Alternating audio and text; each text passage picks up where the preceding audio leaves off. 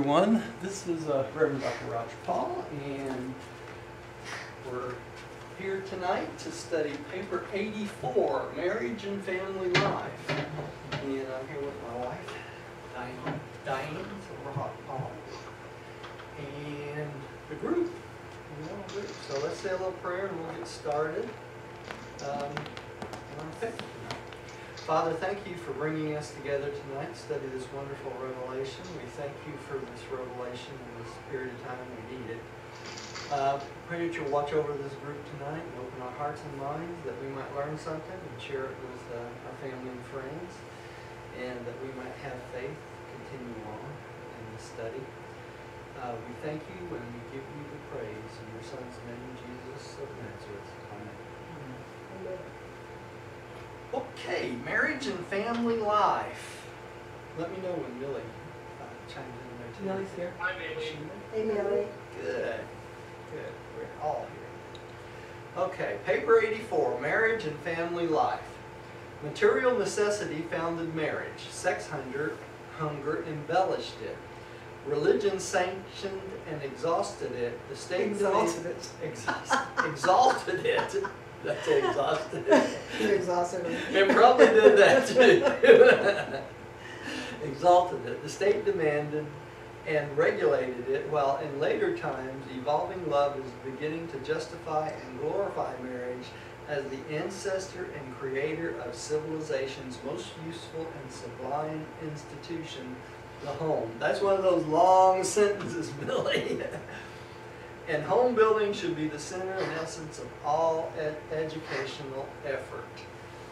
That's the most important sentence in that paragraph. Roger has that one down really well. Home building and should be the center and essence of all educational effort.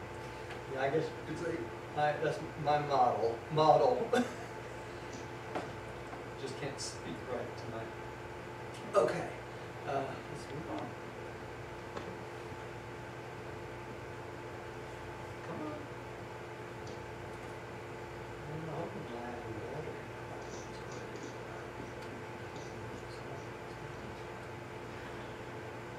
There we go.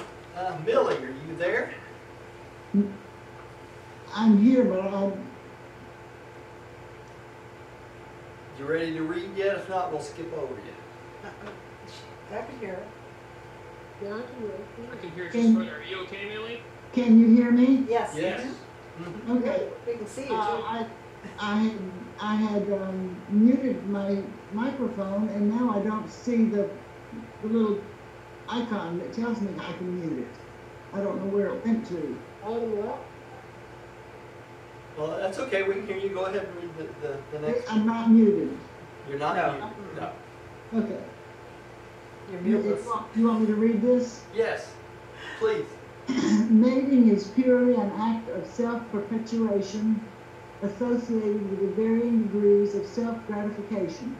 Marriage, home building, is largely a matter of self-maintenance, and it is implied that the evolution of society itself is the aggregated structure of family units. Individuals are very temporary as planetary factors. Only families are continuing agencies in social evolution. The family is the channel through which the river of culture and knowledge flows from one generation to another. Well put, yay. Isn't that great? There's a lot of stuff in that paragraph. It's interesting how they say society itself is the aggregated structure of family units. So all we've done is build on the family, as a society. And, what's really interesting is this really prepares us for the mansion worlds where we have a society that is one big, large family, right? So this is the starting place. And that's why they make such a push on people to understand that the home and marriage is the first building block that builds us and gets us ready for the mansion worlds. So without the family, we would not learn the lessons that we need to know to take the next step. And the other thing is that the family is the channel through which the cultural knowledge flows from one generation to another. Not the computer, but the family. Right? All right. Hey, Roger. Yeah. What does the word self-perpetuation mean? In other words, reproducing yourself. And that's really important too, because it's this, we go into sex for self-gratification, but we end up perpetuating our personality and ourself to our children. So that's what they're talking about here. So. You know, it's amazing that you mentioned that because ISKCON, the Hare Krishna cult, they only reproduce just to create children. That's the only time the wife and the husband will come together, but not for self-gratification. Yeah, and really, it says in the book here that it's okay to come together for just self-gratification and pleasure. Right, and there's no really holding hands in India or kissing. Yeah. But it's okay to do that, you know? It's really funny, the last paragraph of this, this paper really hits it on the head. Hopefully we'll get to that tonight. Okay. Let's see, Tim, you want to go next? Sure.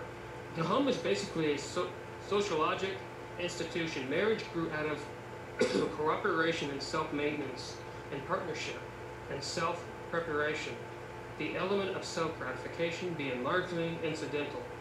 Nevertheless, the home does embrace all three of the essential functions of human existence, while life propagation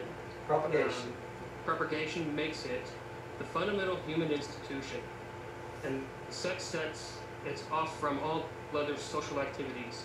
That's the only thing we do with our spouse. We don't do that with everybody else out there, right? And that's the way it's set up, it's supposed to be. All right. So it's a private matter, correct? It's a private matter between two people, that's correct. Okay, thank you. Rodney, would you take the next I one? don't see Rodney. Sure. Oh, He's there. He's there. oh, He's good. here. Okay, I don't have him on my screen. Okay. Sorry. Hey, one, Primitive Parent Association. See, Marriage was not founded on sex relations. They were incidental thereto. Marriage was not needed by primitive man to indulge his sex appetite freely without encumbering himself with the responsibilities of wife, children, and home. So the primitive man just went around satisfying himself with anybody and everybody. And it was later on that they started building the concept of family and pair associations. Hey, Roger, do you have an idea of what year marriage really did start taking off? Do they tell us in the Revelation? Well, really, you could say it really started with Andon and Fonta, right? The first two human beings, because they paired up and stayed together permanently, so you consider that a marriage, the very first marriage. And they weren't polygamous, correct? They weren't polygamous. No, they were monogamous. They were smart. Yeah, they really were. All right, here. woman, because of physical and emotional attachment to her offspring, is dependent on cooperation with the male, and this urges her into the sheltering protection of marriage. But no direct biologic urge led man into marriage, much less held him in it. It was not love that made marriage attractive to man, but food hunger which first attracted savage man to the woman, and the primitive shelter shared by her children. So it was because the men were hungry that they started mating up with women, because the women would cook and provide the vegetables and food like that. The men would just kill the animals and throw it to the woman, and the woman would prepare it. Okay, so it's this having someone to prepare the food and raise the children that kept man connected to women, and the men in the beginning times preferred to be alone, you know, if it wasn't for hunger and children. All right. Marriage was not even brought about by the conscious realization of the obligations of sex relations. Primitive men comprehended no connection between sex indulgence and the subsequent birth of a child. They didn't know that it was sex that caused the child, right? It was once universally believed that a virgin could become pregnant. The savage early conceived the idea that babies were made in spirit land. Pregnancy was believed to be the result of a woman's being entered by a spirit, an evolving ghost. Both diet and the evil eye were also believed to be capable of causing pregnancy in a virgin or unmarried woman, while later beliefs connected the beginnings of life with the breath and with sunlight. So, early man thought that a spirit possessed the woman and that's how she had babies. It had nothing to do with him, right? This reminds me. The computer right now. Come it around.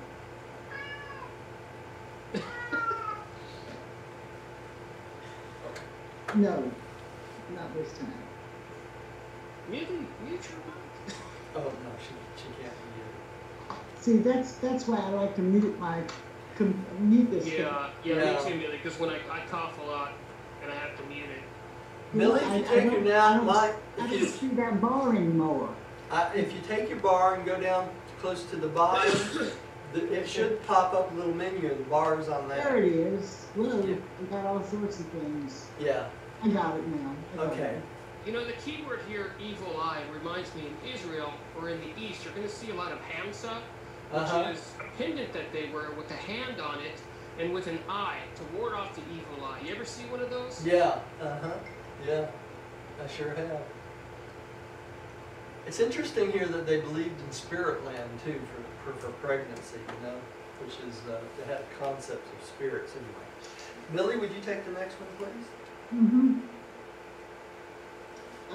Did you read this one? Marriage was not even brought about. Here we go. Yeah. Many early peoples associated ghosts with the sea. Hence, virgins were greatly restricted in their bathing practices. Young women were far more afraid of bathing in the sea at high tide than of having sex relations. Deformed or premature babies were regarded as the young of animals which had found their way into a woman's body as a result of careless bathing or through malevolent spirit activity.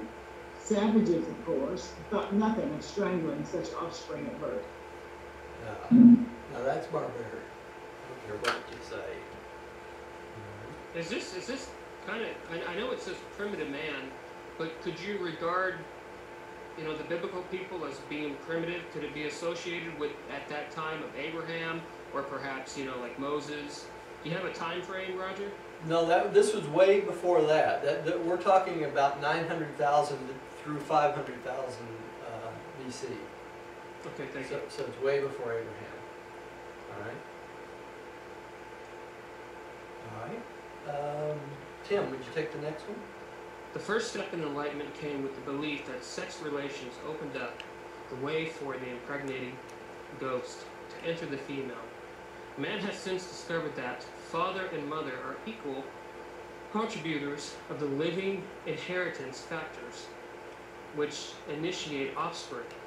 But even in the 20th century, many parents still endeavor to keep... Oh, I'm sorry. Go ahead.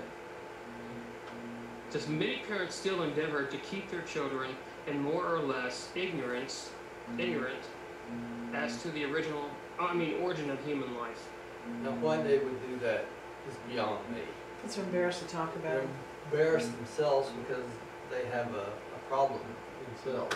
So, So it's kind of like telling a child that if he watches too much TV, he's going to become blind. yeah. Okay. Same sort of thing.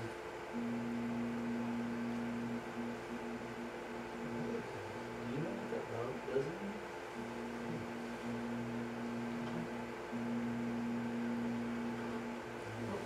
Okay, Rodney, would you take the next one, please? Sure. The family of some simple sort was ensured by the fact that the reproductive function details the mother-child relationship. Mother life was instinctive. It did not originate in the Moors as did marriage.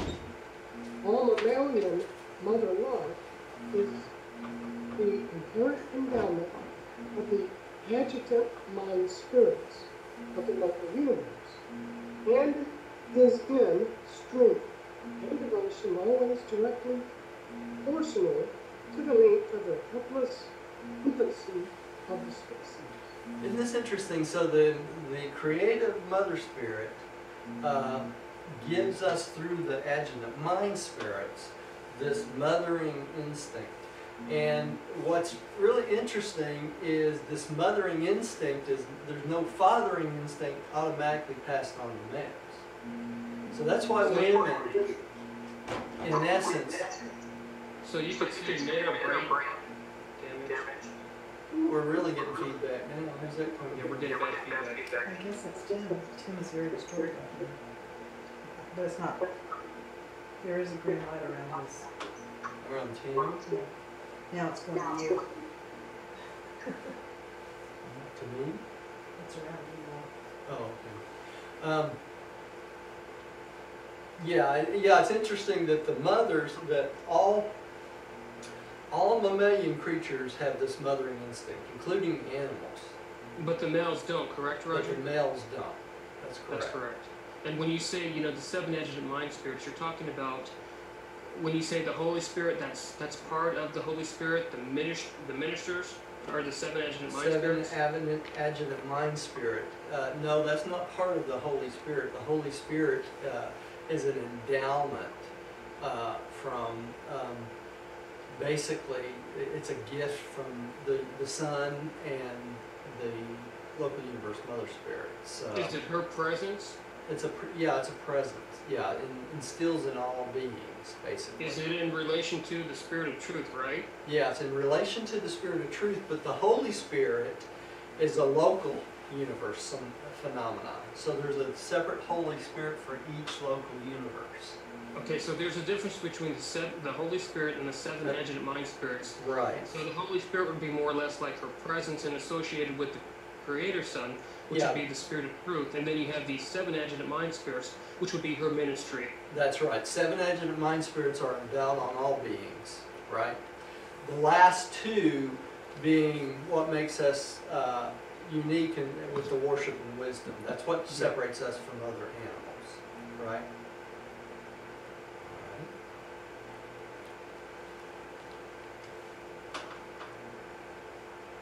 We gotta kind of watch from here because this is not working so well. Okay. The mother and child relation. Yeah, I know. Give me a second.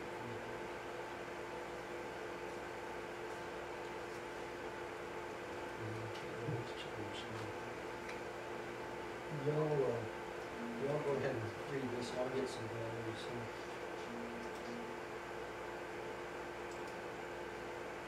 Okay. Really good? Okay. I'm gonna take the next one. Yeah. Here and let me get some values. The mother and child relation is natural, strong, and instinctive, and one which therefore constrains primitive women to submit to many strange conditions and to endure untold hardships. This compelling mother love is the handicapping emotion which has always placed woman at such a tremendous disadvantage in all her struggles with man. Even at that, material instinct in the human species is not overpowering. It may be thwarted by ambition, selfishness, and religious conviction. And Roger just stepped out to get a battery for his So when we were hearing all that feedback, Diane, was that your microphone? I don't think it was my microphone. Do I have is it reverberating from? No, you guys sound great. I mean, I had mine on mute, and I know Rodney has his on mute. Okay, I don't really know what it was, truthfully, Tim, Yeah.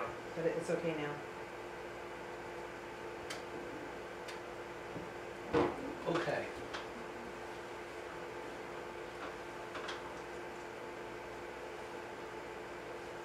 So Okay, would you say, Roger, this is that, you know- interesting because they talk about how the mother-child relationship is so strong, and women have instincts basically that in their mothering instinct that compel them to go through all sorts of hardships for their children. And in the beginning, men did not do this. It was just later that the primitive men started defending his family, and at that point they became very involved in their family. Well, maybe it is not. Batteries.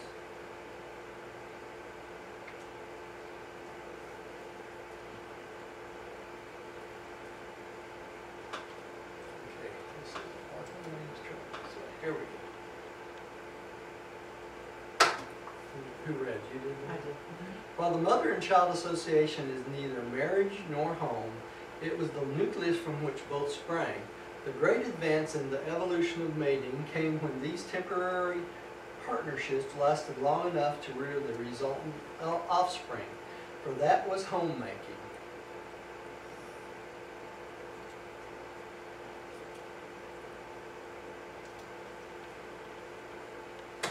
Millie?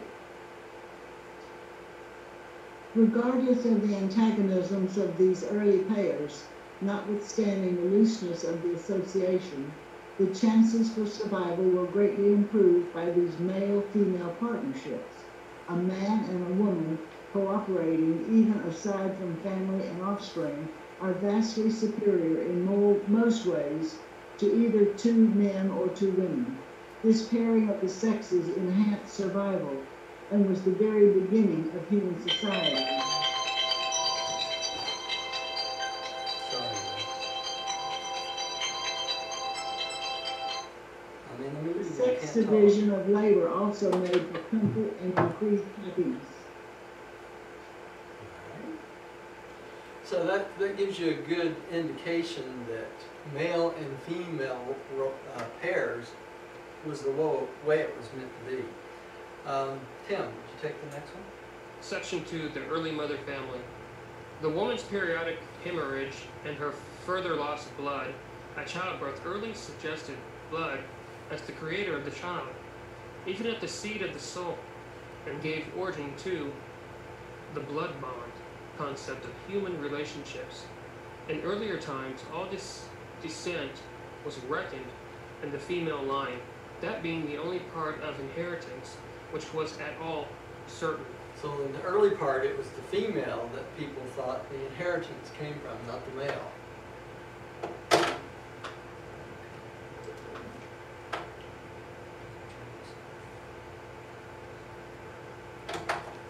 Okay. Rodney, would you take the next one, please? The primitive family, born out of the instinctive biological love of one with mother and child, was inevitably a mother family. And many tribes now held to this arrangement. The mother family was the only possible transition from the stage of group marriage in the horde to the later and improved home life of the polygamous and monogamous father families. The mother family was natural and biological. The father family is social, economic, and political. The persistence of the mother family among the North American red men is one of the chief reasons why the otherwise progressive Iroquois never became a real state. Iroquois. Iroquois It's Indian. Iroquois. Yeah. That's, my grandfather was Onondaga, which is part of the Iroquois Nation. Yeah. Oh, okay. And that's the only reason it didn't become a state. Oops, I went too far again. All right. Here. Under the mother-father Moors, the wife's mother enjoyed virtually supreme authority in the home. Even the wife's brothers and their sons were more active in family supervision than was the husband. Fathers were often renamed after their own children. That's interesting. The earliest races gave little credit to the father, looking upon the child as coming altogether from the mother. They believed that children resembled the father as the result of association, and that they were marked in this manner because the mother desired them to look like the father. Later on, when the switch came from the mother family to the father family, the father took all credit for the child, and many of the taboos on a pregnant woman were subsequently extended to include her husband. The prospective father ceased work at the time of delivery approached, and at childbirth he went to bed along with his wife, remaining at rest from 3 to 8 days. The wife might arrive the next day and engage in hard labor, but the husband remained in bed to receive congratulations. This was all the part of the early Moors, designed to establish the father's right to the child. Hey Roger, what do they mean they were marked? In other words, they looked like the father said, so that's why they consider them marked. Like a curse. Family resemblance. Yeah, a family resemblance. Okay, thank you. Millie. Yes, at first it was the custom for the men to go to his wife's people, but in later times, after a man had paid or worked out the bride price, he could take his wife and children back to his own people. The transition from the mother family to the father family explains the otherwise meaningless prohibitions of some types of cousin marriages, while others of equal kinship are approved. It was a tribal thing. Tim? With the passing of the hunter Moors, when herding gave man control of the chief food supply, the mother family came to a speedy end. It failed simply because it could not successfully compete with the newer father family. Power lodged with the male relatives of the mother could not compete with power concentrated in the husband-father. A woman was not equal to the combined task of childbearing and of exercising continuous authority and increasing domestic power. The oncoming of wife stealing and later wife purchase hastened the passing of the mother family. Okay, so when they started allowing men to purchase wives, it kind of decreased the authority of women, basically. Because women became, at that point, property instead of a maid, right? She's still a maid, but considered property. Rodney, would you take the next one? The stupendous change from the mother family to the father family is one of the most radical and complete right about face adjustments ever executed. This change led at once greater socialization and increased family attention.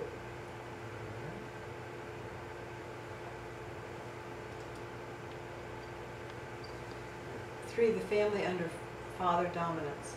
It may be that the instinct of motherhood led woman into marriage, but it was man's superior strength, together with the influence of the Moors, that virtually compelled her to remain in wedlock.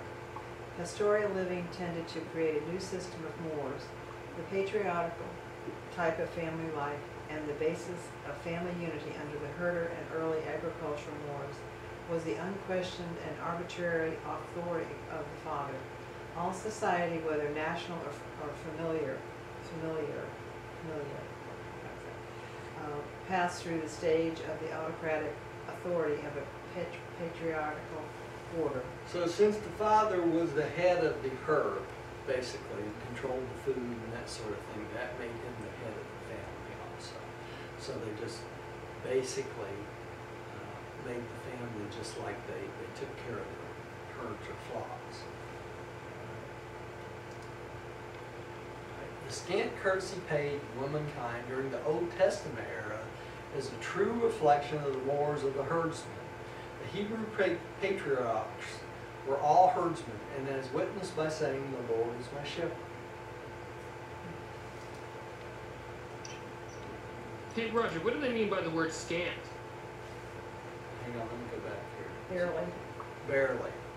Oh, Yeah. barely, okay. Yeah. Very little. Very little, okay, thank you. Yeah. Millie? But man was no more to blame for his low opinion of woman during past ages than was woman herself.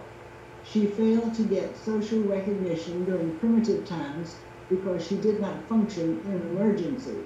She was not a spectacular or crisis hero. maternity was a distinct disability in the existence struggle. Mother love handicapped women in the tribal defense. So when the tribes would attack each other and that sort of thing, it was the man that had to go out and stand against these attackers. And the same way with animals. You know, when people were still in caves, it was the man that would man the outside of the cave to make sure that the animals wouldn't come in and eat the mother and children while they were asleep. You know, it says in one place in the book that many men in those early times froze to death at the opening of the caves trying to protect their family, just trying to stay awake to protect their family. So, okay. Tim, would you take the next one, please? Primitive women also unintentionally created their dependence on the male by their admiration and applause for his, how do you pronounce it? Pugnacity. Pugnacity and Virility. Virility? Yep. Okay.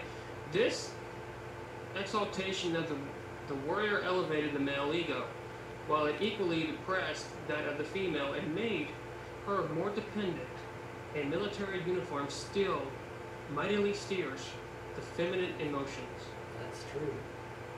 You ever been in the service and come off a leave from a base, you'll see what they're talking about. The women sometimes line up outside the base. All right. Rodney. Yes. Among the more races, women are not so large or so strong as men. Woman, being the weaker, therefore became the more tactful. She early learned to trade upon her sex charms. She became more alert and conservative than man, though slightly less profound. Man was woman's superior on the battlefield and in the heart. But at home, woman has usually general, even the most primitive men. So the men were good at defending things and hunting animals and that sort of thing, but the women were still the smarter of the group. So. I think we're self-controlled. It's amazing you say that the ISKCON cult apparently believe that women are less intelligent and that their brains are much more smaller. Yeah, that's amazing to me. Ain't that sad? Yeah, it is. All right. Yeah, good. The herdsman looked into his flocks for sustenance, but throughout these pastoral ages, women must still provide the vegetable food. Primitive man shunned the soil. It was altogether too peaceful, too unadventuresome. There was also an old superstition that women could raise better plants. They were mothers. In many backward tribes today, the men cook the meat, the woman the vegetables. And when the primitive tribes of Australia are on the march, women never attack game, while a man would not stoop to dig a root. Okay. Boy, this is an exciting paper, you know, guys? Boy, I tell you what. This is wonderful. Every feminist should read this paper with an axe in their hand. Really? Really. I have a little axe in my hand. Look out, Roger. That's all right. We've worked through a lot. Yeah. Yep. Yeah, she makes me do the dishes. So. No, I'm joking. Oh, there's nothing unmanly about doing dishes. We take turns. We do. Some men are like, I'm too macho to do dishes. I hate to tell you what I'm too much of to do because there's nothing I don't do. Nor I. Okay. Who just read? I don't know. I think Diane just read it. Oh, did I? Oh, okay, it's There me. you go. Women has always had to work, at least right up to the modern times. The female has been a real producer. Man has usually chosen the easier path, and this inequality has existed throughout the entire history of the human race. Women has always been the burden bearer, carrying the family property and tending the children, thus leaving the man's hands free for fighting and hunting. Why did women want to go back to work? I don't know. They just get out of this and then they get stuck again. Billy. Woman's first liberation came when man consented to till the soil, consented to do what had theretofore been regarded as woman's work. It was a great step forward when male captives were no longer killed, but were enslaved as agriculturalists. This brought about the liberation of women so that she could devote more time to homemaking and child culture. That was good. Vince. Sorry, this is not working. All right. Tim. The provision of milk for the young led to earlier weaning of babies, hence to the bearing of more children by the mothers, thus relieved. But there's sometimes temporary barrenness, while the use of cow's milk and goat's milk greatly reduced infant mortality. Mortality. In other words, they Mortality. didn't die because there was milk. That's right. Before the herding stage of society, mothers used to nurse their babies until they were 4 and 5 years old. It'd be hard. Could you imagine? No, I can't even imagine. Yeah, you can make goat cheese and all kinds of little stuff out of milk. Yeah. Rodney. Decreasing primitive warfare greatly lessened the disparity between the division of labor based on sex. But women still had to do the real work, while men did picket duty. No camp or village could be left unguarded day or night. But even this task was alleviated by the domestication of the dog. In general, the coming of agriculture has enhanced women's prestige and social standing. At least this was true up to the time man himself turned agriculturist. And as soon as man addressed himself to the tilling of the soil, there immediately ensued great improvement in methods of agriculture, extending on down through successive generations. In hunting and war, man had learned the value of organization, and he introduced these techniques into industry, and later, when taking over much of the women's work, greatly improved on Verdu's methods of labor.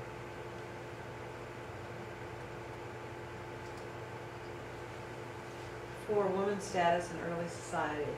Generally speaking, during any age, woman's status is a fair criterion of the evolutionary progress of marriage as a social institution, while the progress of marriage itself is a reasonably accurate gauge registering the advances of human civilization. See how closely marriage is associated with society? Women's status has always been a social paradox. She has always been a shrewd manager of men. She has always capitalized men's stronger sex urge for her own interest and to her own advancement.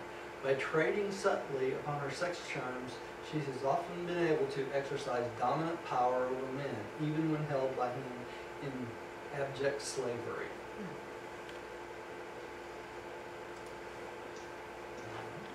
Millie.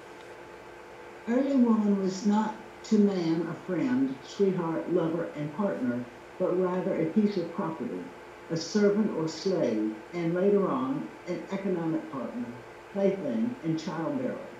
Nonetheless, proper and satisfactory sex relations have always involved the element of choice and cooperation by woman, and this has always given intelligent women considerable influence over their immediate and personal standing, regardless of their social position as a sex. But man's distrust and suspicion were not helped by the fact that women were all along compelled to resort to shrewdness in the effort to alleviate their bondage.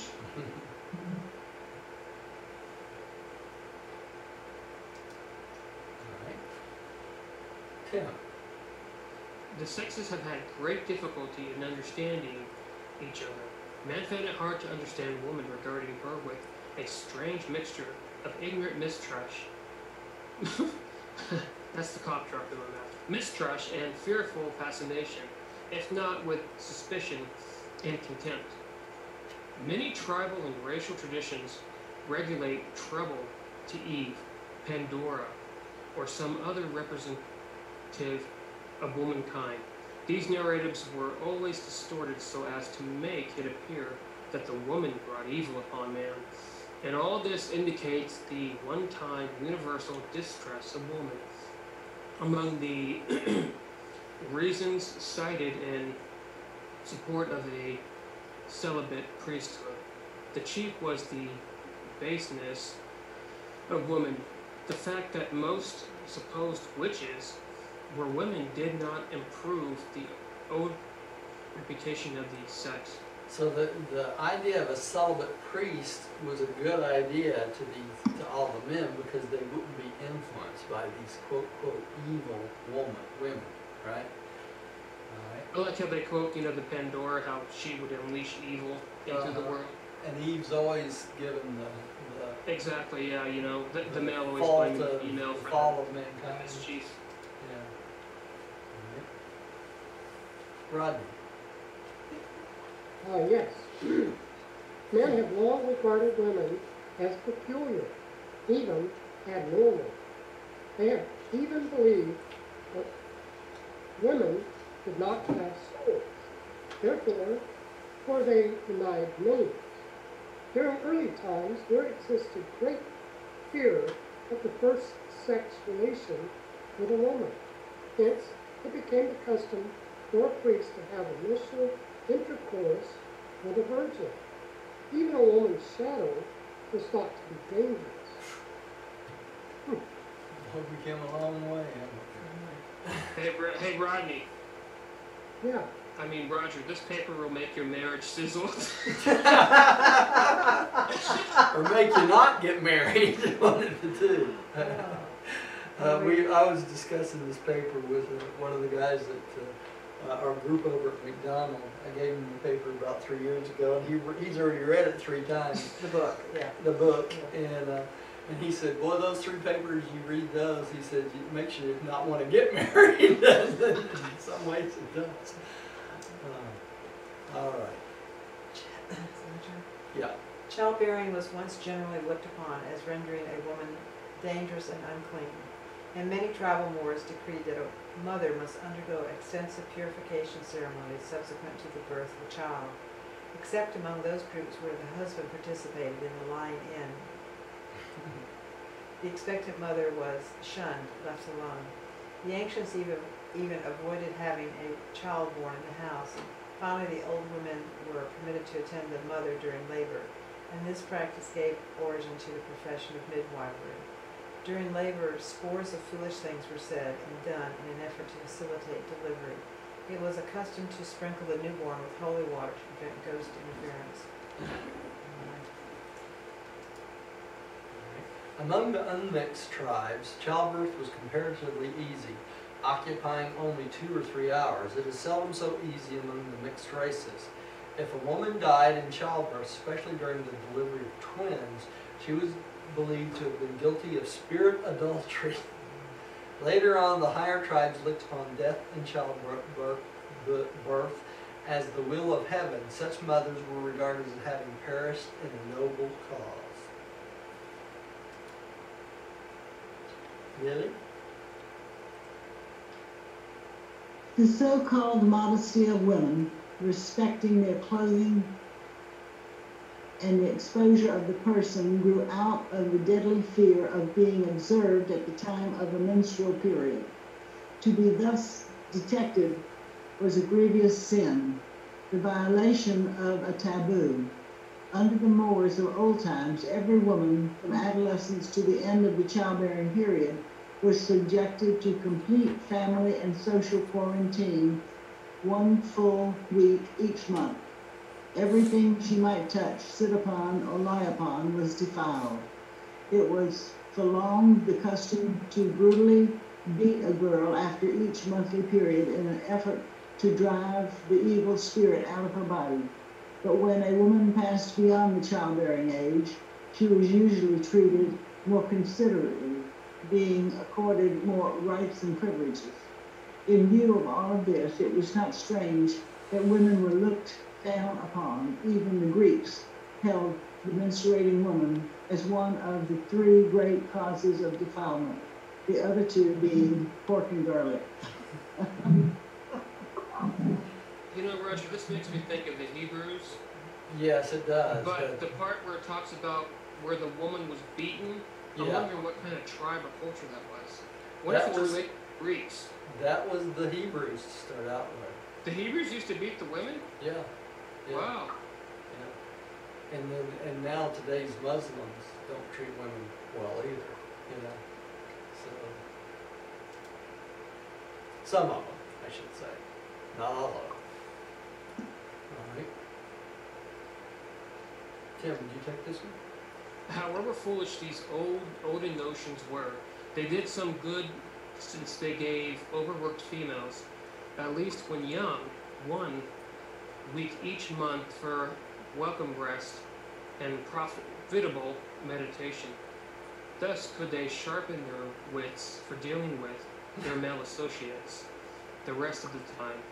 This quarantine of women also protected men from oversex indulgence, thereby indirectly contributing to the restriction of the population and to the enhancement of self-control. So hey Roger, when they say profitable meditation, just more or less taking it easy, contemplation. Contemplating Eastern, things. Eastern type, right? Where you Yeah, sit. figuring out how not to get beaten by their husbands, that sort of thing.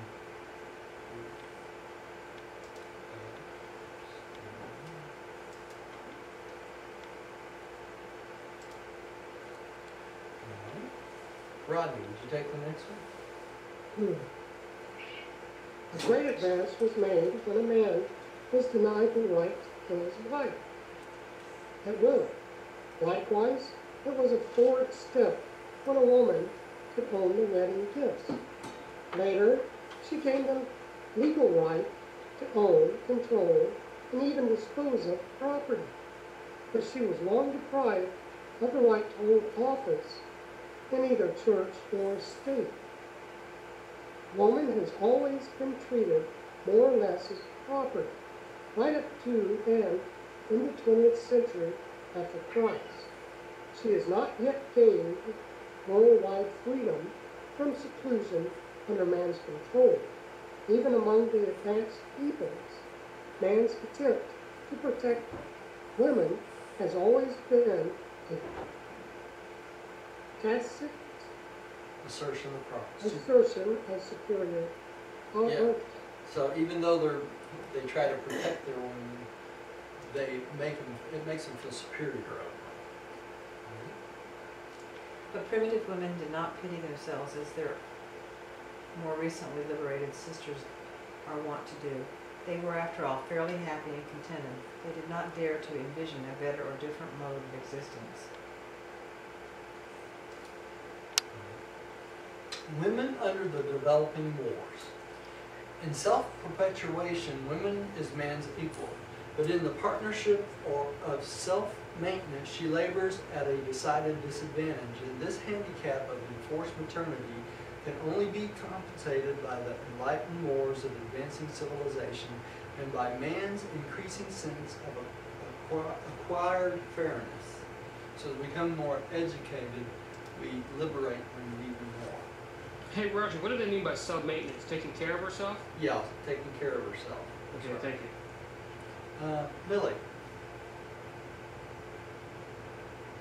As society evolved, the sex standards rose higher among women because they suffered more from the consequences of the transgression of the sex norms. Man's sex standards are only tardily improving as a result of the sheer sense of that fairness which civilization demands.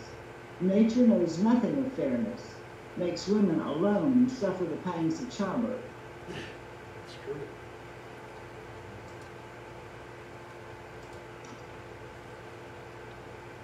Tim. The modern ideal of sex equality is beautiful and worthy of an expanding civilization, but it is not founded in nature. When might is right, man lords it over woman. When more justice, peace, and fairness prevail, she gradually emerges from slavery and obscurity.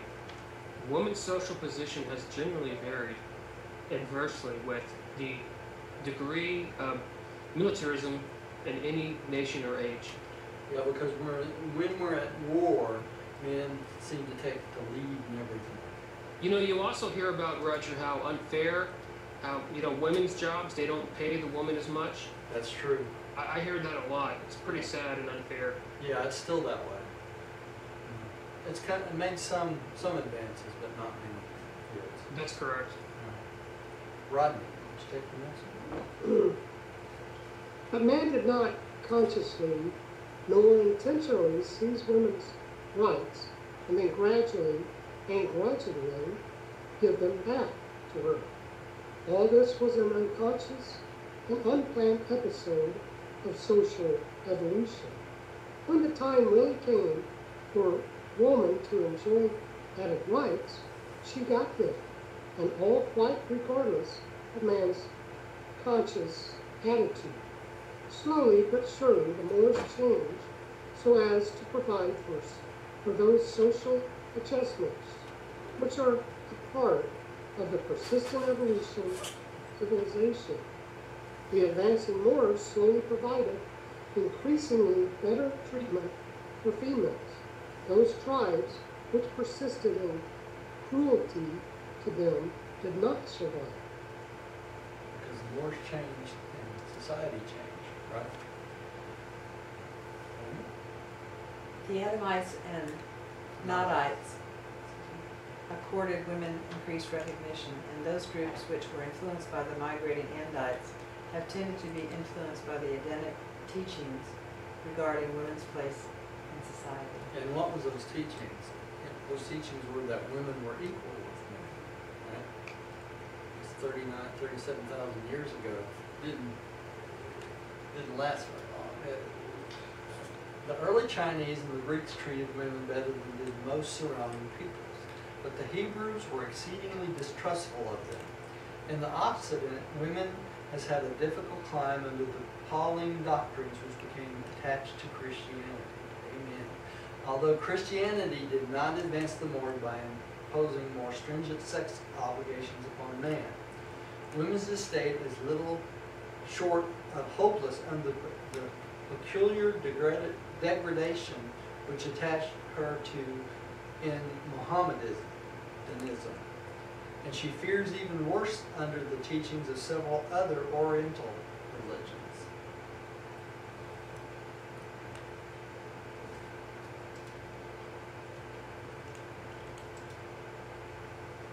All right, Millie, could you take the next one, please? Her microphone is muted. Okay, it's unmuted now. Science, not religion, really emancipated women. It was the modern factory which largely set her free from the confines of the home. Man's physical abilities became no longer the vital essential in the new maintenance mechanism. Science would change the conditions of living, that manpower was no longer so superior to woman power. And that started in when? World War II, when the women took over the factories, right? Although the men were gone fighting. Hey, Roger, I had a question. Yeah. The word science in this instance, the word just means knowledge, correct? No, they're talking about all sciences, all, everything from manufacturing up through our discovery of the universe around us, all the sciences, basically. And it's education, right? Okay. Yeah. I remember my dad being amazed when he saw a woman operating an earth mover. Yeah. Look at that little woman up there. She's use it, and I said, Daddy, you just sit in an air-conditioned box and push some levers. Yeah. Well, Doesn't- women are fighter pilots now, you know, they train them as fighter pilots, you know. And there are women SEALs, so, you know, it's pretty much equal. Wow, there are women Navy SEALs? Yeah, I didn't know that. yeah, there's women Wow. Navy SEALs. That's fantastic. Yeah. And we almost had a woman first. What was that, Ronnie? What did you say, Rodney? He said We we almost almost. had a woman first. Still didn't catch that. We almost had a woman president. Oh, woman president, president. yeah. All right, Tim, would you take the next one? These changes have been tended toward women's liberation from domestic slavery and have brought about such a modification of her status that she now enjoys a degree of personal liberty and sex determination that practically equals man's. Okay, once a woman's value consisted in her food-producing ability, but invention and wealth have enabled her to create a new world in which to function. Spheres of grace and charm, thus has industry won. Its unconscious and unattended fight for women's social and economic emancipation. And again, has evolution succeeded in doing what even revelation failed to accomplish.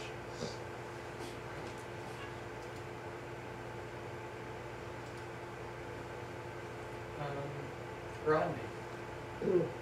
The reaction of enlightened peoples from the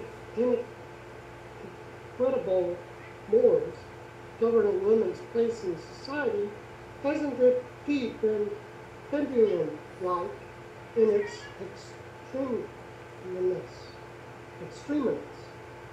Among industrialized races, she has received almost all rights and enjoys exemption from many obligations, such as military service. Every easement of the struggle for existence has rebounded to the liberation of women, and she has directly benefited from every attempt for monogamy. The weaker always makes disproportionate gains in every adjustment of the morals in the progressive evolution of society.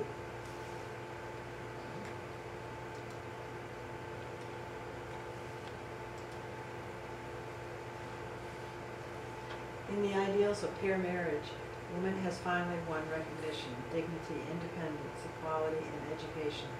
But will she prove worthy of all this new and unprecedented accomplishment? Will modern woman respond to this great achievement of social liberation with idleness, indifference, barrenness, and infidelity? Today, in the 20th century, woman is undergoing the crucial test of her long world existence. Women is man's equal partner in race reproduction, hence just as important in the unfolding of racial evolution. Therefore, has evolution increasingly worked toward the realization of women's rights. But women's rights are by no means men's rights. Women cannot thrive on men's rights any more than men can prosper on women's rights. Really?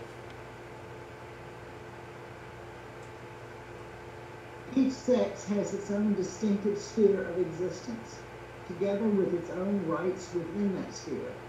If woman aspires literally to enjoy all of man's rights, then sooner or later, hideous and emotionless competition will certainly replace that chivalry and special consideration which many women now enjoy, and which they have so recently won from men.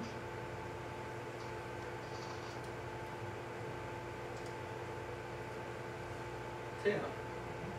Civilization never can obliterate the behavior gulf between the sexes. From age to age, the mores change, but instinct never. Innate maternal affection will never permit emancipated woman to become man's serious rival in industry. Forever, each sex will remain supreme in its own domain. domains determined by biologic differentiation and by mental dissimilarity. So we're mentally dissimilar. So it's kind of like, no, I'm right, you're right, no, I'm right. Ever argue with a woman, Roger? I never would do that. This is where the Ask my wife. a picture of a lawyer who's a woman says, ever argue with a woman?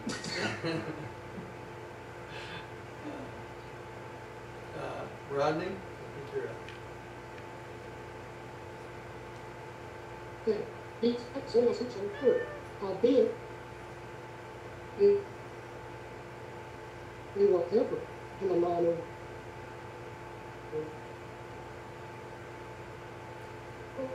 Okay, so they're saying that men and women are really definitely in different spheres, and they were ever in a non-overlap. You know, there's no way you can keep them from overlapping. But on the social aspect, men and women will compete on equal terms sooner or later, right? When they say social, what are they talking about? Well, just in society, and Okay, right. you know.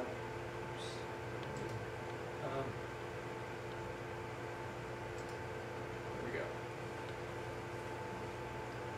What? This one's missing. That's strange. Okay. 6, the partnership of man and woman. The reproductive urge unfailingly brings men and women together for self-perpetuation, but alone does not ensure their remaining together in mutual cooperation, the founding of a home.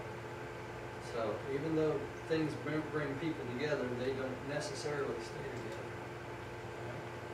Right? Every successful human institution embraces antagonisms of personal interests which have been just adjusted to practical working harmony and homemaking, and is no exception. Marriage, the basis of home building, is the highest manifestation of that antagonistic cooperation which so often characterizes the context of nature and society. The conflict is inevitable. Mating is inherent. It is natural. But marriage is not biologic. It is social logic. Passion ensures that man and women will come together, but the weaker parental instinct and the social mores hold them together.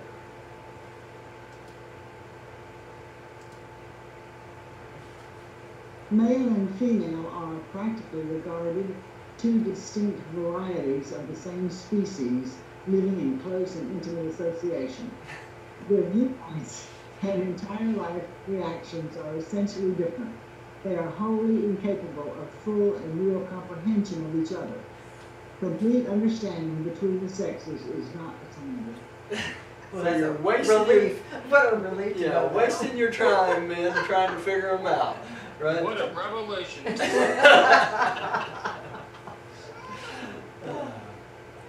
Tim, would you take the next one? Women seems to have more intuition than men, but they also appear to be somewhat less logical. Women, however, are you seeing the area Christians are right? Women, however, has always been the moral standard bearer and the spiritual lead of mankind. The hand that rocks the cradle still fraternizes with destiny. It's the woman It's so true. that keeps religious going, right? All right. Rodney. The differences of nature, reaction, and thinking.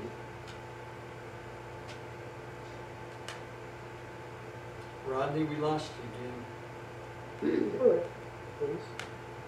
Speak up. I'm not muted. No, but you're popping in and out for some reason. Maybe you should It's do it. really strange. Yeah, try it again.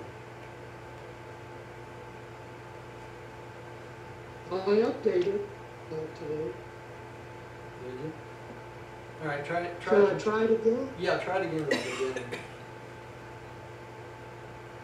Okay, I forgot where I was. Marriage? No, start at the beginning of the paragraph. The differences of nature, reaction, and viewpoint. Yeah.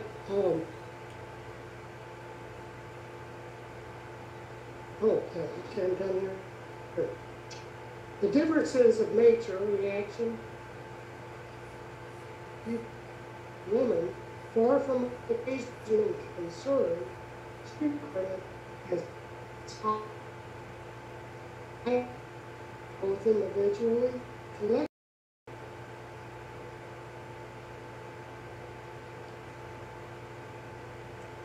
Now we lost you again. Many orders of universe creatures are created in good.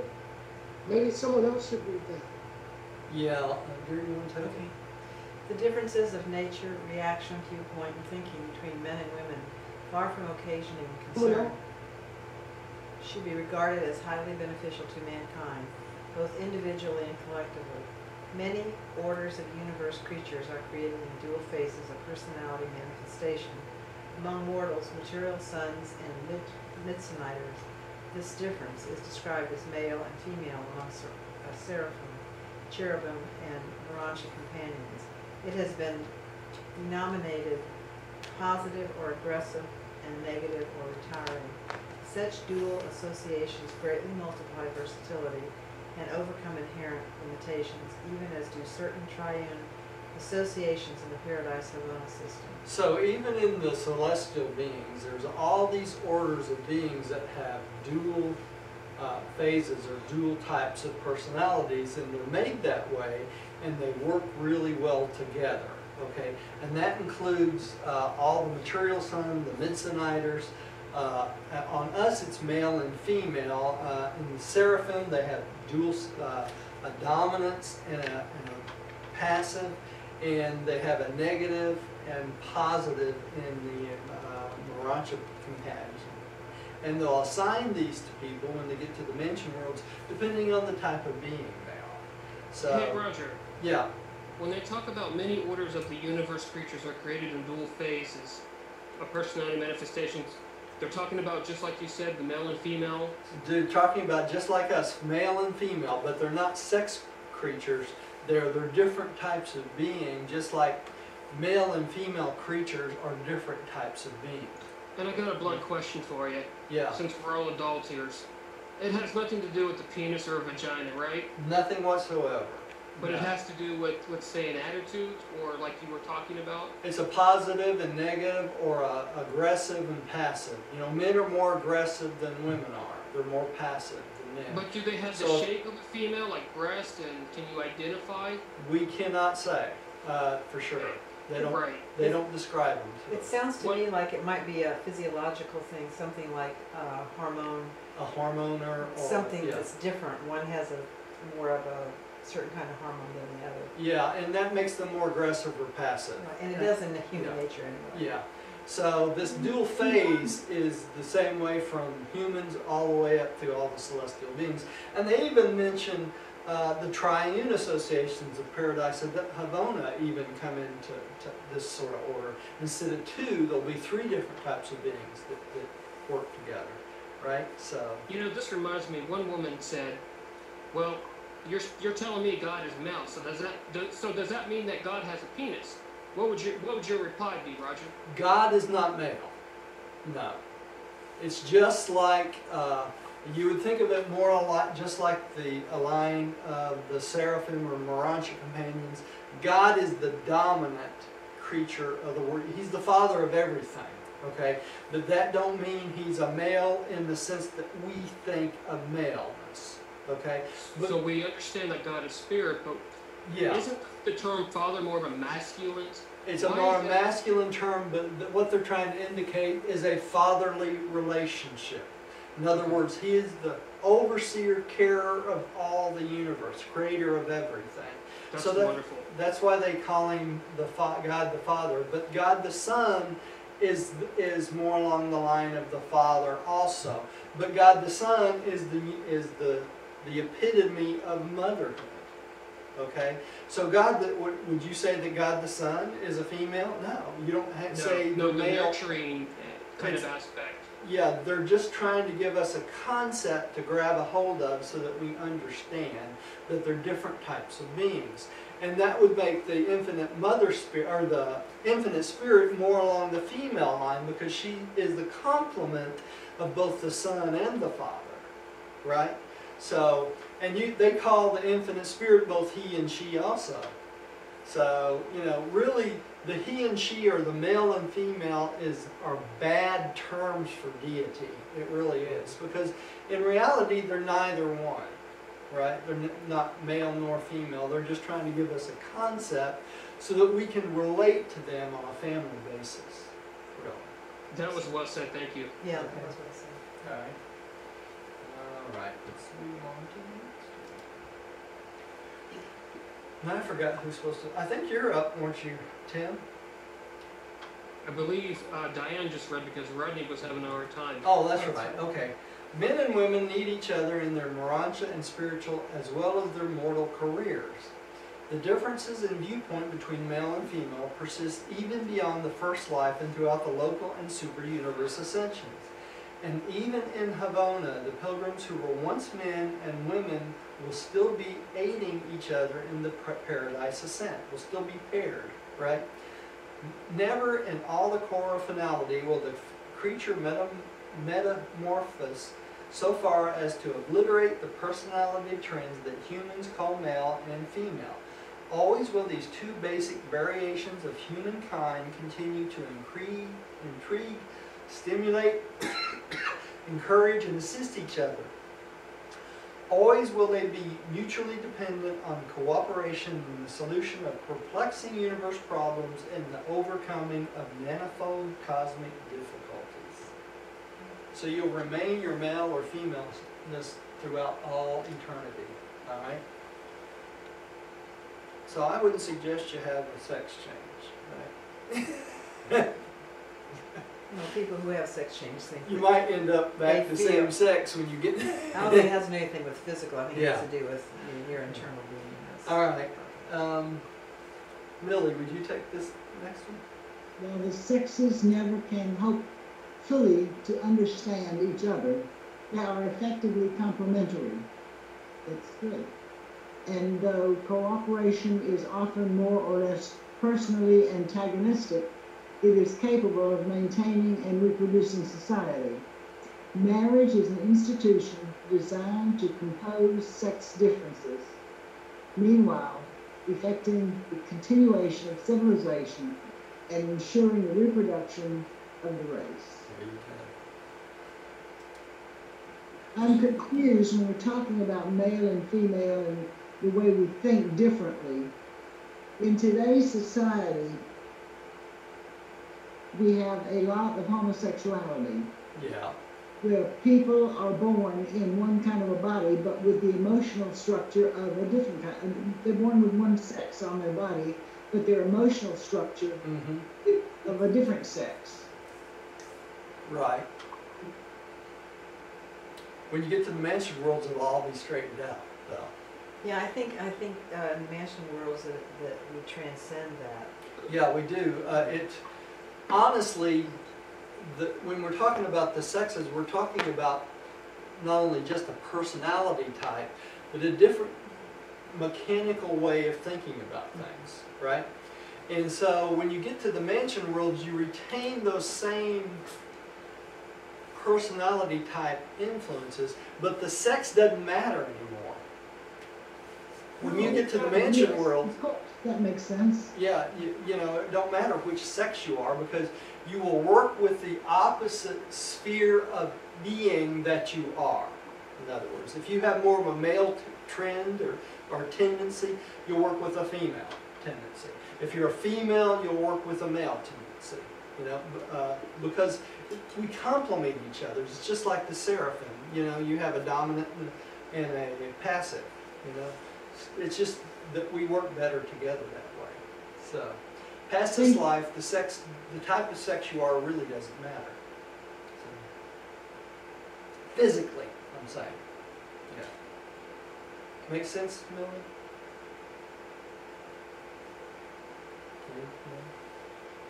Tim, would you take the next one?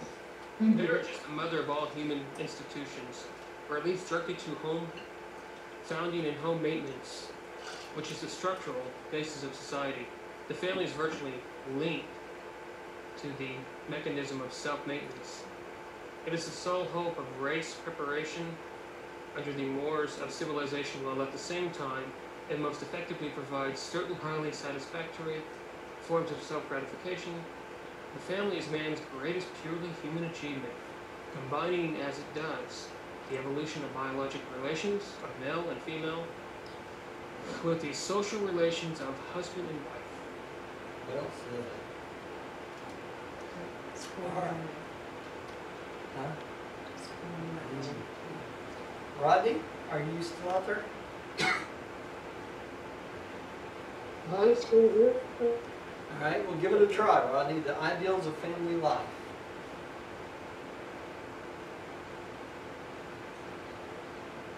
Yeah, set children of man.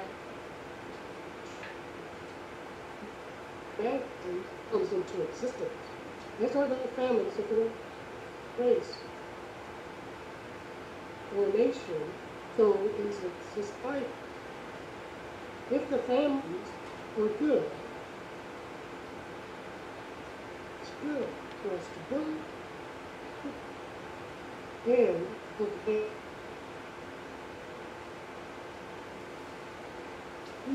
Bless All your right. heart, Rodney, you're, I know. If the families are good, the society is likewise good. The great cultural stability of the Jewish and the Chinese people lies in the strength of their family groups. And that's always been the case, right?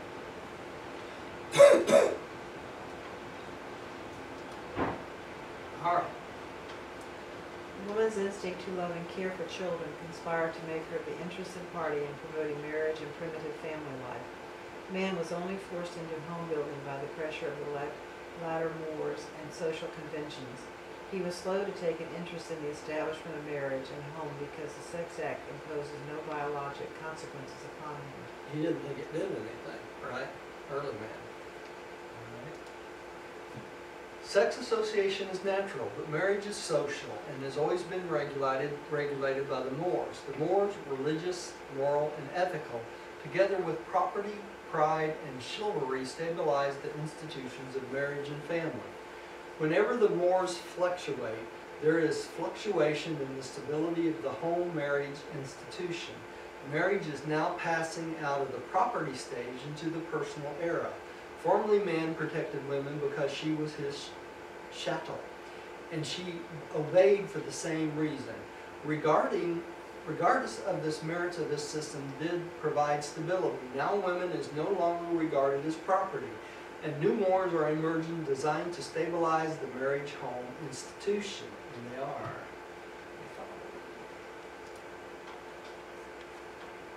Billy, take the first one.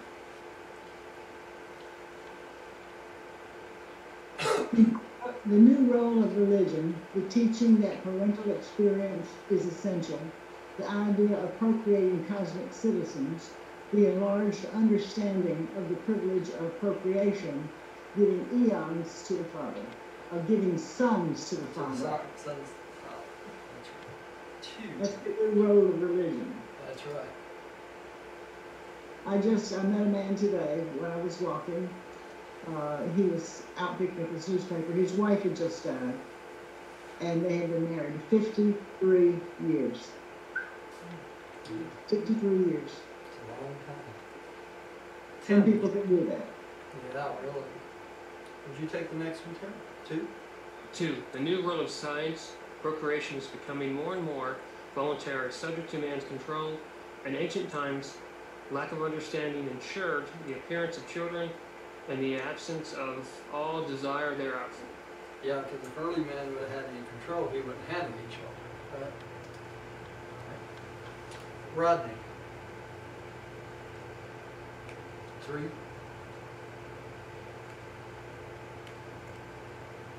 still out there, Rodney?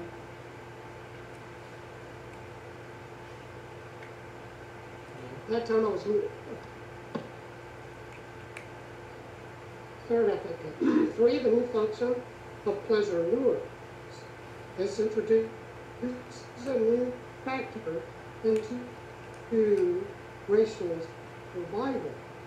Ancient man and exposed undesired to die. Moderns refuse to bury.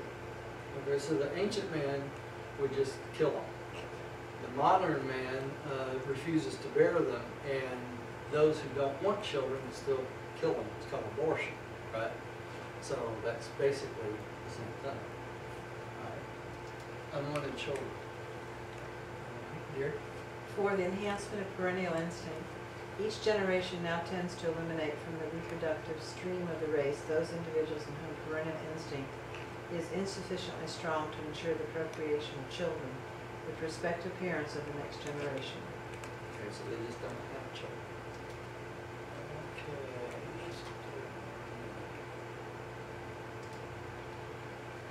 Right, but the home is an institution. A partnership between one man and one woman dates more specifically from the days of Dalmatia, about 1/2 million years ago.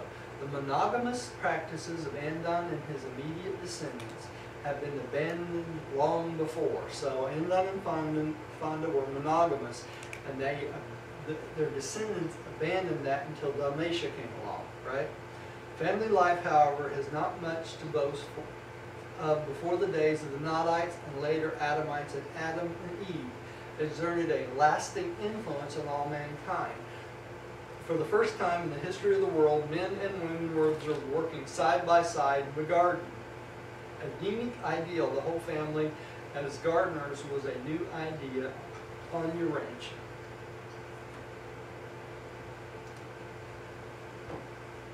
Didn't it? The early family embraced a related working group, including slaves, all living in one dwelling. Marriage and family life have not always been identical, but have of necessity been closely associated. Woman always wanted the individual family, and eventually she had her way.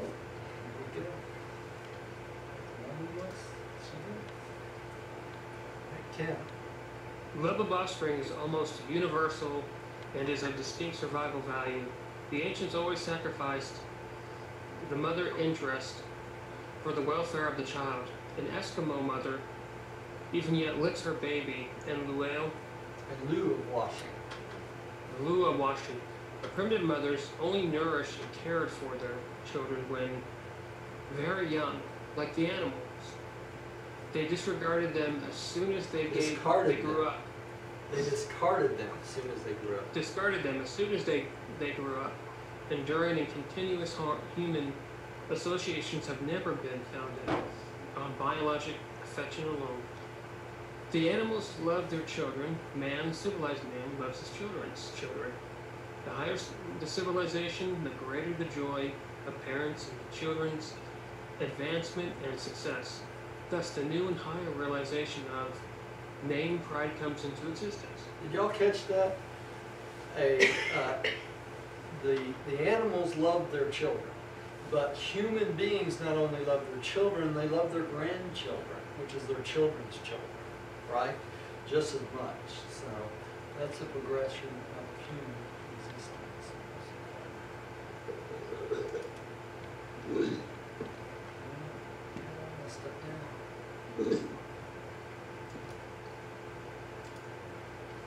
Man, I'm gone. just One more. won't let me stop. There we go. Okay.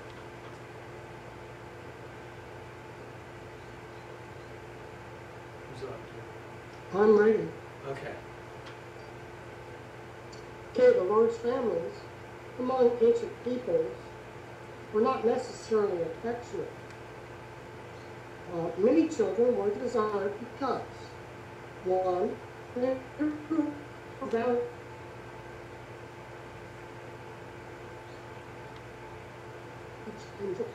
3, We didn't catch 2 of those, Rodney. daughters was 6. I haven't heard any of them. No. You're just popping out, Rodney, Someone again. else would do.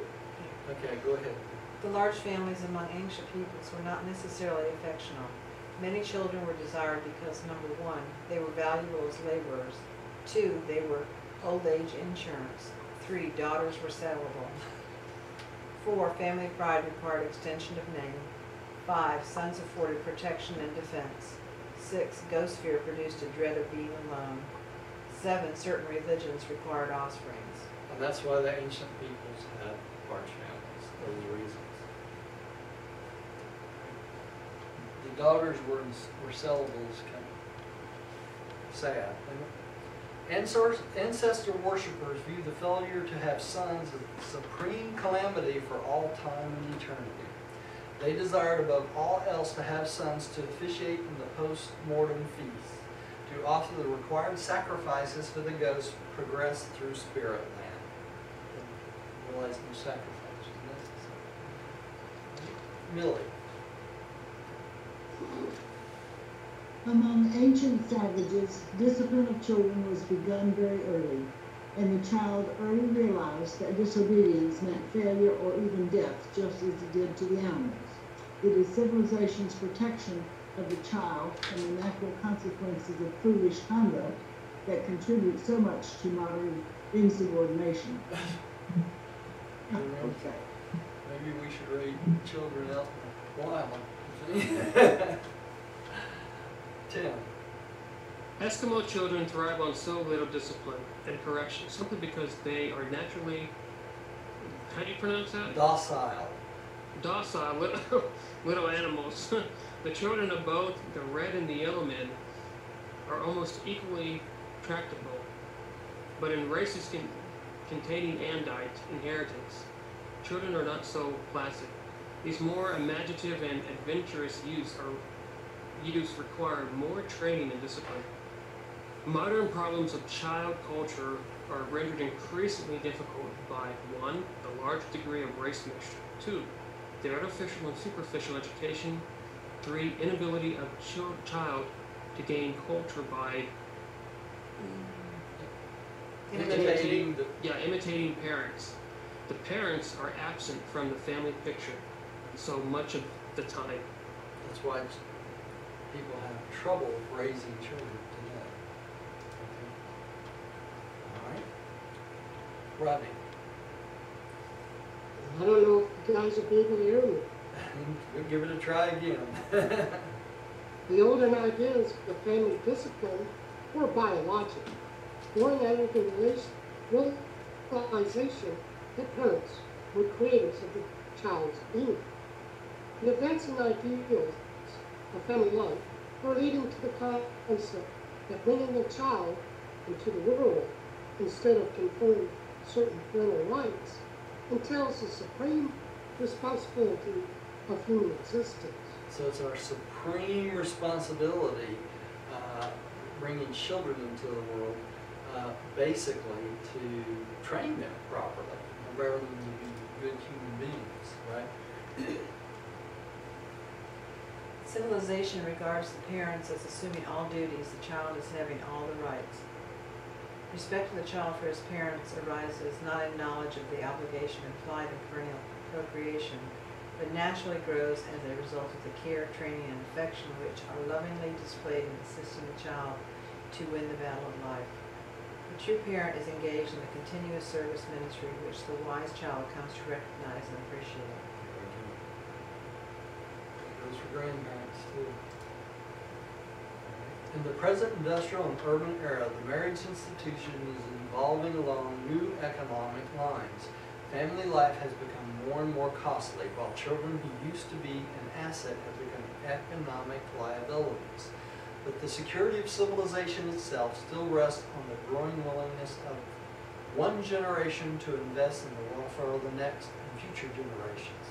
And any attempt to shift parental responsibility to state or church will prove suicidal to the welfare and advancement of civilization. It's still the parents' responsibility to raise and train children, right?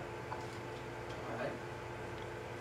Marriage with children and consequent family life is stimulative of the highest potentials in human nature and simultaneously provides the ideal avenue for the expression of these quickened attributes of moral personality.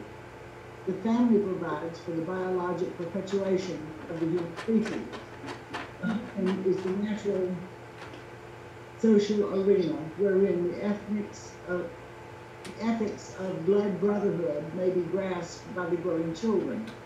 The family is the fundamental unit of fraternity, in which parents and children learn those lessons of patience, altruism, tolerance, and forbearance, which is so essential to the realization of brotherhood among all men. Comes from You the get a family. lot of that when you have children. That's right. Comes Patience and tolerance. Yeah. Tina. Human society would be greatly improved if the civilized races would more generally return to the family council practices of the Andites. They did not maintain the patriarchal or autocratic form of family government. They were very brotherly and associative, freely and frankly discussing every proposal and regulation of a family nature. They were ideally fraternal in all their family government. In an ideal family, filial and parental affection are both augmented by fraternal devotion. It's because they loved and respect each other, right? As brothers and sisters. Okay. Rodney. Family life is the progenitor of true morality, ancestor of the consciousness of loyalty to duty. The enforced associations of family life stabilize personality and stimulate its growth through the compulsion of necessitous adjustments to other and diverse personalities. But even more, a true family, a good family, reveals to the parental procreators the attitude of the Creator to his children, while at the same time, such true parents portray to their children the first of a long series of sibling disclosures of the love of the paradise parent of all universe children. So the way you treat your children should be the reflection of the Creator Son, how He treats us, right? And that's with love. Right? Here. 8. Dangers of self-gratification. The great threat against family life is the menacing rising tide of self-gratification, the modern pleasure mania. The prime incentive to marriage used to be economic. Sex attraction was secondary. Marriage founded on self-maintenance led to self-perpetuation and concomitantly provided one of the most desirable forms of self-gratification. It is the only institution of human society which embraces all three of the great incentives for living.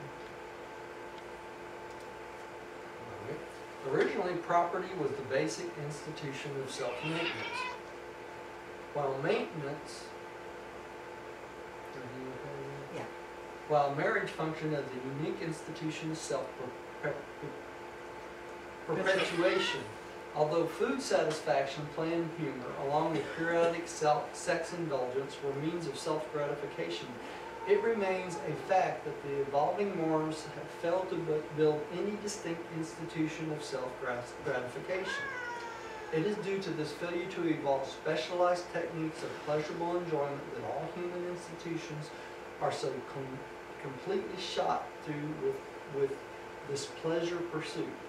Property accumulation is becoming an instrument for augmenting all forms of self-gratification, while marriage is often viewed only as a means of pleasure. And this overindulgence, thus widely spread pleasure mania, now constitute the greatest threat that has ever been leveled at the social evolutionary institution of family life and home. That's because we don't know how to control our sex urges. Right? Really.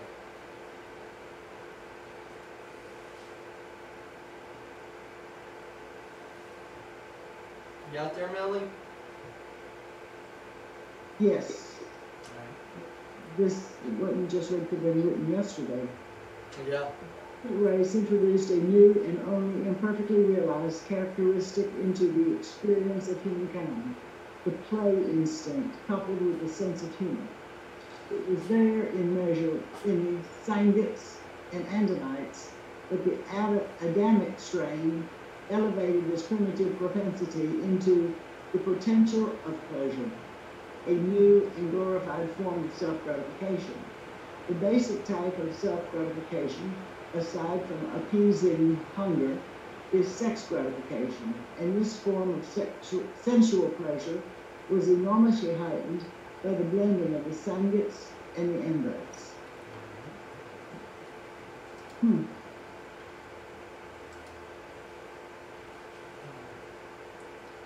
Tim. There's real danger in the combination of restlessness, curiosity, adventure, and pleasure, a banding characteristic of the post-Andite races. The hunger of the soul cannot be satisfied with physical pleasures. The love of home and children is not augmented by the unwise pursuit of pleasure, though you exhaust the resources of art, color, sound, rhythm, music, and adornment of person. You cannot hope thereby to elevate the soul or to nourish the spirit. Vanity and fashion cannot minister to home, building, and child culture. Pride and rivalry are powerless to enhance the survival qualities of succeeding generations. So it lists for you the things that won't elevate your soul there. Interesting.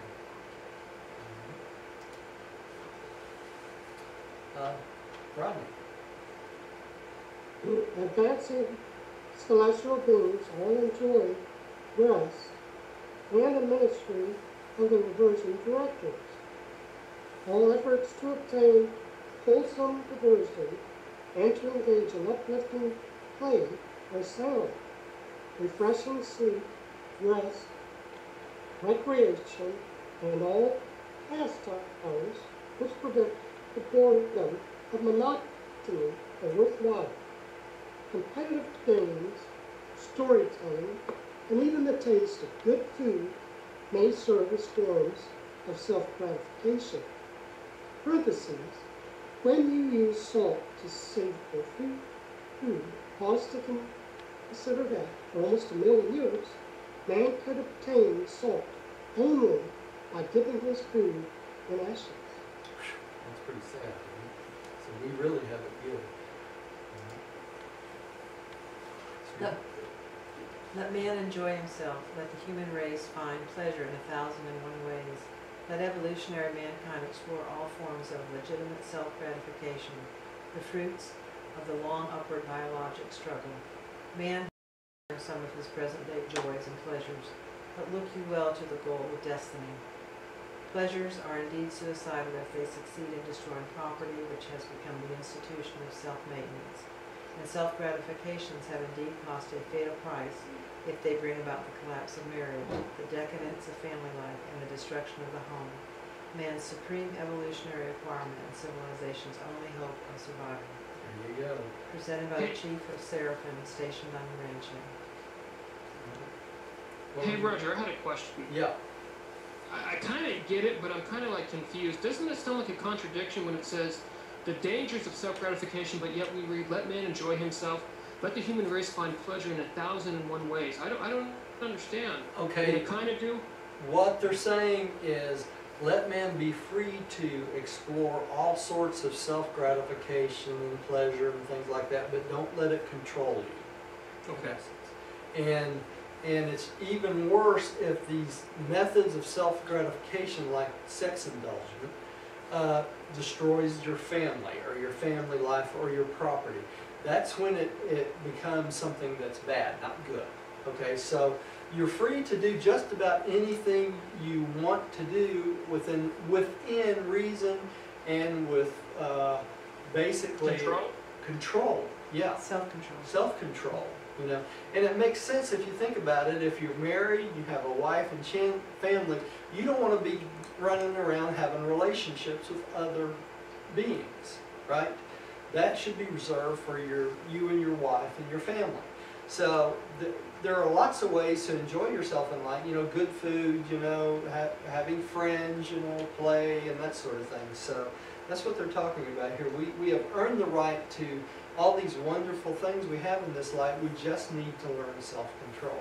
That's all it is. Right, because a lot of other religions teach that you can't do that. You can't indulge in the senses. That's exactly right. And that's because of the ignorance of the way the universe is run, basically. That's correct. Yeah. And next time we're going to do the origins of worship. Not the oranges of worship, the origins of worship. The oranges. Okay, let's have a little prayer and we'll close for the night. Dear, would you like to close us in here? Father, Mother God, we thank you so much for this lesson tonight and helping us to understand how we've evolved and gone through these different experiences through unconscious ways that have led us to this point and help us to grow and to become better citizens of the universe. Help us to know what is right and what is true and to maintain a sense of self-discipline in all of our actions. And I just thank you for this freedom and this knowledge and this path of clear direction through the book. And thank you. From all our soul, we thank you. In your name, Jesus Christ, Michael, and Heaven, we pray and give thanks. Amen. Amen. Thank you at home for joining us. Please come see us again. We made it all the way through that paper tonight. That was wonderful. I had a good time with everybody. Yeah. Thank I you. did too. I didn't hand you back to you. I know it's been a